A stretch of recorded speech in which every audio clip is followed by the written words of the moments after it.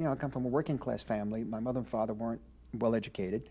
I was second generation, I guess, Italian American.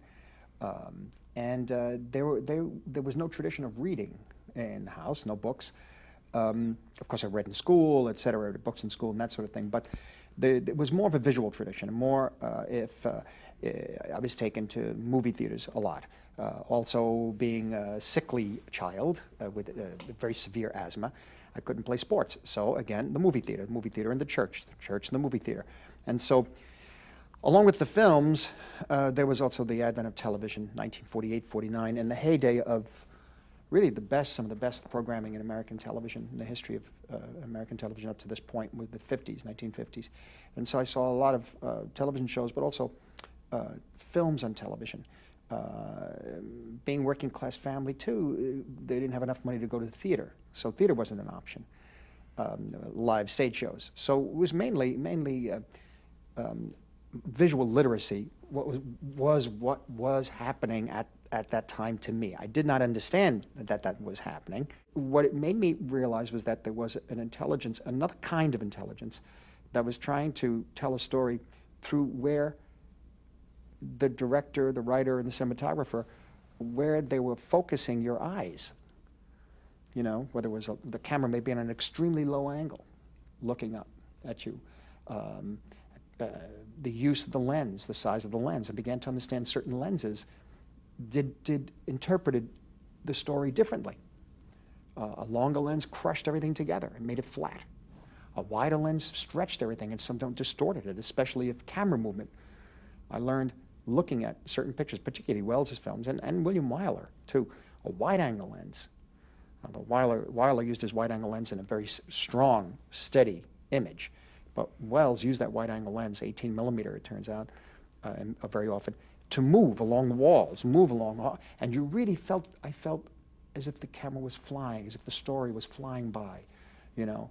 I didn't know why until I kept seeing the films again and again, and as I began to know a little more about what filmmaking was like and what cameras did, and that's, I still didn't know who made the pictures, you know, but I was beginning to understand that there are certain tools you use, and those tools become part of a vocabulary that's just as valid as that vocabulary that is used in literature, in our language.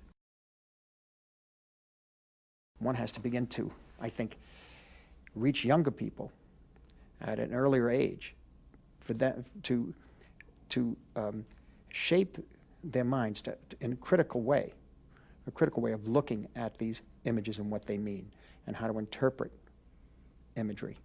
And I think in a more official way, I think, than just punching up on a computer or seeing something on a TV commercial or something like that. I think you really need to know how ideas and emotions are expressed through a visual form. Now that form could be video, you know, or film. It probably eventually would be digital video for a long time to come. But it still has the same rules, and it still has the same vocabulary, and it still has the same grammar, I should say, really the same grammar. And the grammar is panning left and right, tracking in or out, you know, booming up and down, intercutting a certain way, the use of a close-up as opposed to a medium shot. What is a medium shot? What is a long shot? All these sort of things, and how do you use all these elements and the different kinds of lighting, and how you use all these elements to make an emotional and psychological point to an audience.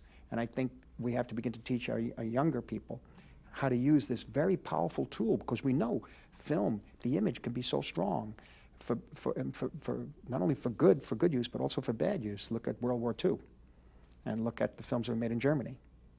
Look at the great director, Leni Riefenstahl. Look at her Triumph of the Will, and how that really, the extraordinary ability she had as a filmmaker, how that helped shape the policies of the Third Reich.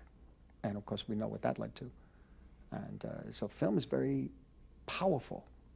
Images are very powerful, I should say, and we have to begin to teach younger people how to use them, and at least to begin to understand, to interpret them. I think it is good. If a young person wants to express themselves and take a video camera and go out, they're going to find that they have to frame the image. And in framing the image, they're going to find that they have to interpret what they want to say to an audience. Now, how do you point the audience's eye to look where you want them to look and to get the point, the emotional and psychological point that you want to get across to them? They're going to have to make that decision. The real making of the filmmaker is when they look to that viewfinder to tell the story. And I don't mean just telling a story, man goes, you know, boy meets girl, boy loses girl, boy gets girl. No, I mean a story could be a story could be rain hitting a tree, leaves. That could be your story. You know, how? Where do you begin to put the camera? Then let them see what they do. Then, you know, I mean, yes, there's a curiosity in children and young people. They may try one or two and then they realize it's not for me and they move on. But there might be, there's one or two that realize that if I put the camera under this leaf and I see this drop of rain coming at, you know, I get it in such a way. And if I wait for a certain hour in which the sun is glistening, at that, you know, who knows? May not be a filmmaker, may be a great painter. But you'll find that they will learn. They will learn as they do it. At the same time, the respect for the language of cinema itself, the history should be taught, and the visual literacy should be taught, because there are others who are not going to be able to do that. There are others who can't afford to get a camera.